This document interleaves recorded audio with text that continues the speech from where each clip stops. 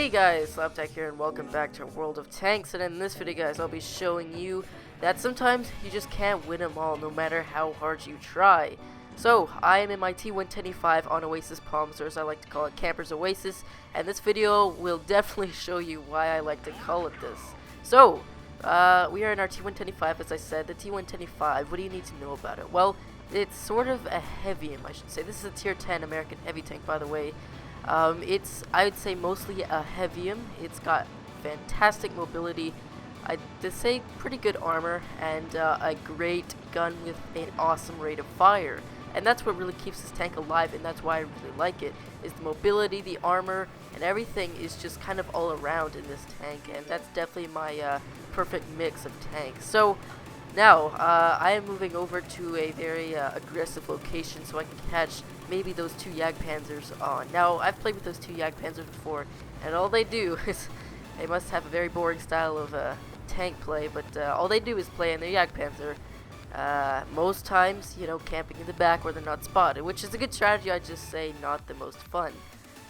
But anyways, so we move up and we spot two enemy tanks, and we put one into the Jagdtiger, to his very thin hull armor, or at least compared to the T125, that is.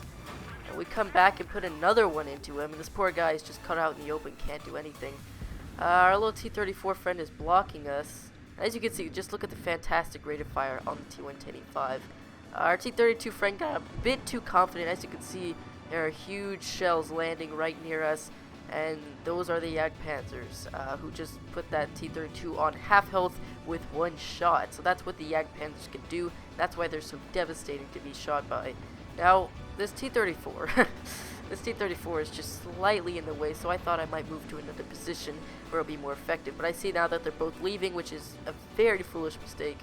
They're pretty much being asked to be shot in the rear by those two Jagdpanzers, and in their best move would be to move up and charge that ST1, but obviously they're not for some reason.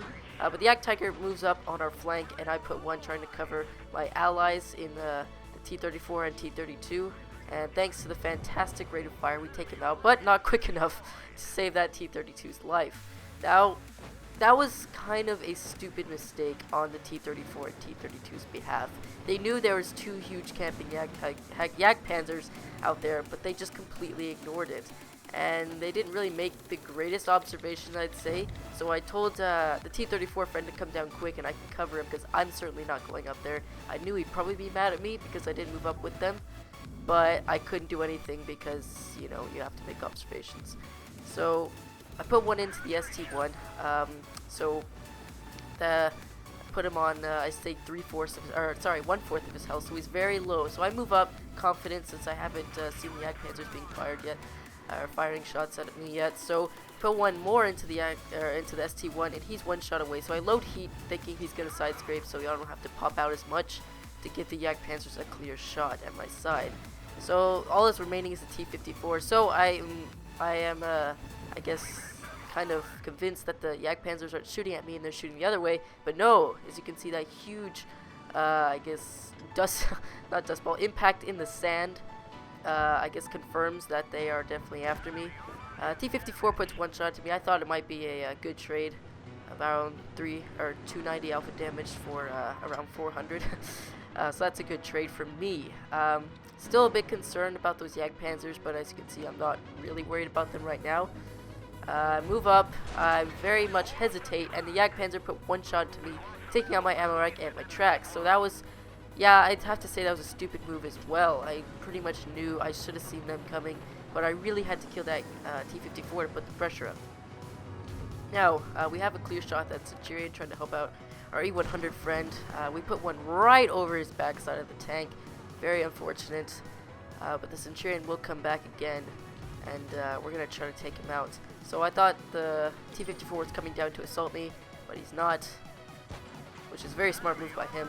So we put one into the back of the Centurion one's turret, trying to help out our E100 buddy, because really there's nothing we can do about it, and we can't move over. But the E100 takes out the Centurion, but at the cost of his life, the other E100 takes him out as well, because obviously he probably turned his entire tank around, or his entire turret around, just to take out that Centurion, sorry.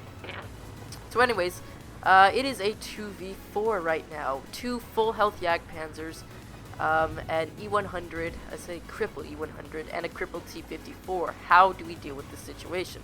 Well, we have one tank on the other side of the map with barely enough hit points to survive a ram, that is.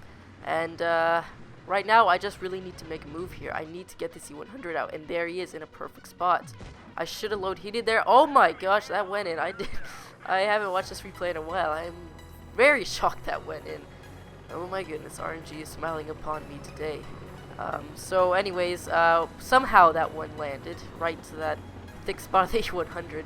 Must have been when he was going down, he exposed the top of his tank and I took him out. So right now I just really wanting to catch that Jagdpanzer on the surprise, because they have to be pushing up right now. I just think it would probably be a very foolish mistake or very greedy mistake if you wouldn't push up right now. But they haven't. Thanks to the excellent rate of fire, I think we almost outgunned. Well, we definitely outgunned that T-54, but I think we almost, I should say, outrate of fired him. Okay, that's pretty bad. Oh, there he is. Okay, so one Jagdpanzer has moved up, so we need to track him there. We didn't do any damage because of his thick tracks there. So now the campers finally move up here. How you gonna do that, buddy? So yeah, he's trying to aim for my little I should say commander's hatch, but I'd say more of a machine gun port.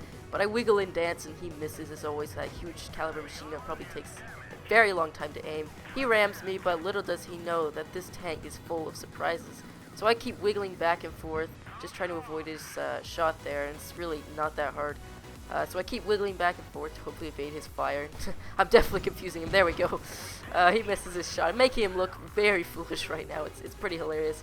So I'm calling for my T-54 friend to come and help me. Maybe he can flank around, because right now I can't really put a shot into him. But as you can see, there is only 15 seconds left on the board. And yeah, it's pretty bad. But I bounced another shot from that huge caliber gun. And right now, it's just kind of a stupid dance here. I'm loading heat because I need to aim at that mantlet he's got there. And, okay, Mr. Jagdpanzer, I bounce his side, he rams me and misses, and the game is over.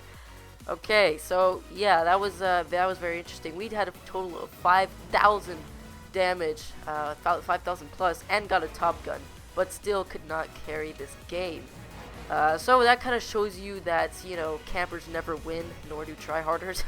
So that was very unfortunate game, and I really wish, I think probably the best thing I could have done there was just kind of take out the T-54 quicker, and maybe possibly catch that Jagdpanzer while he was moving across the desert. But anyways, it was still a good game. Alright, so now we're moving on to the final replay of this video, guys. I am in my T-110E3, the Tier 10 American Tank Destroyer, the non-turreted edition, I should say. And we are on Castilla platooning with Sub Prodigy, and hopefully he'll have my back through this complete frustrating game that I have here. So, what do you need to know about the E3? Well, it's got 155mm, absolutely devastated its enemies. Similar to the Object, I should say, but as we all know, the Object has the best penetration in the game, so the E3 comes nowhere close to matching the Object's penetration.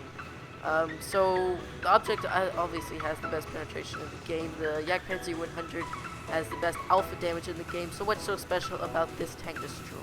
Well, the E3 really has probably the best frontal armor in the game. The side armor, rear armor, complete trash, similar to like Tier 7s and Tier 6s, I should say. You have 51 or 76mm on the side and 38 at the rear, so it's really trashy armor.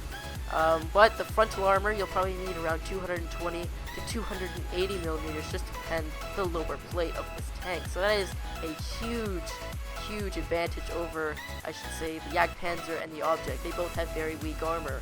So basically the T-110E3 has some of the heaviest frontal armor in the game. And not even the machine gun port is a weakness on this tank. Unless you're using heat, you'll have to aim for the very lower part of that machine gun port. But anyways, on to the game. We are focusing up on that T-62A there. I saw that we had an open shot at that T-62A. So I took it and trying to help my friend out up there on the, trying to take the, I should say, hill there. So we have an IS-7 zoning down. We'll take a shot. No! Disaster ensues. So 5% battery showed up, and I'm trying to redeem myself here because that was frustrating. So I move forward, try to get another shot on that guy, redeem myself from that terrible mistake there. And we did not get it, unfortunately. So Yeah, that's great. So anyways, but we have a M103 in our sights there. We track him, damaging his tracks, doing around 683 damage to him. So that definitely devastating towards his tank. So now I see that this situation is turning ugly. So basically I have to move up, have to back up and relocate. I'm trying to find a shot on this T95 here. Can't find it, but I can't be greedy here and look for damage all the time. I have to move back and relocate and find a better position and prepare for the enemies that are to come. I am vastly outnumbered. Our team is losing by 1 tank, and we really need to get the score up on these guys here. So Prodigy is, I'd say, almost half dead here. He's being overwhelmed on the top part of that mountain there. But oh gosh, here comes the M103 blazing in. So I was track him, trying to stop him there, but now I'm backing up here, trying to angle my armor. IS-7 tracks me, but the M103 puts shots at me, so I really need to put my tracks back into action here, so I use my repair kits. Try to aim for that, but don't have enough gun pressure, so I can aim for the cheeks of the M103, and I take him out. So now I'm just trying to angle my armor here against the IS-7, but he doesn't take the bait really, and he just goes blazing in and trying to outflank me, but the slow engine power, and he's climbing a hill right now for some reason. Thanks to the okay track traverse of the E3 and the kind of interesting ways that this guy is playing the IS-7, I managed to keep my frontal armor towards him, and he cannot do anything. His terrible penetration, plus, I should say, slow mobility around that hill will really allow him to not penetrate. So he bounces a second time, but oh gosh, here's a Centurion right behind me. So IS-7, for some reason, makes a move to try to get in front of me, so I could pretty much just have my front towards both enemies. But the Centurion is outflanking me. I put another shot into that IS-7, and I'm taking that IS-7 down bit by bit, so I'm bouncing left and right here. I need to finish off this IS-7. If I finish off this IS-7, I might have a chance. Let's aim right down. Hopefully destroy him, and I can turn around and finish off that Centurion. But no! We track him! And really, that just cost us the game there. So the IS-7 tracks us, and Centurion holds us in place. So now I really, really need to back up and get my front towards these 2 enemies, but alas, I can't do anything right now. And I die and go down in sadness. So that was a very frustrating game. We had an AFK IS-7 genius. Prodigy was overwhelmed on the top, and all is lost. But I did do 4,164 damage. In my rage, I didn't save this video. I didn't fully record it. And I had to kind of calculate and look back over the replay and count out the alpha damage that I did every shot. So anyways, that is it for this replay, guys. Very frustrating, very sad. But don't worry, I'll have a better video that will make it more satisfying in a couple of days. So watch out for that video on the IS-4. But anyways, guys, that is about it. So thank you for watching, and hopefully you've enjoyed, and I'll see you guys in my next video. Bye, guys.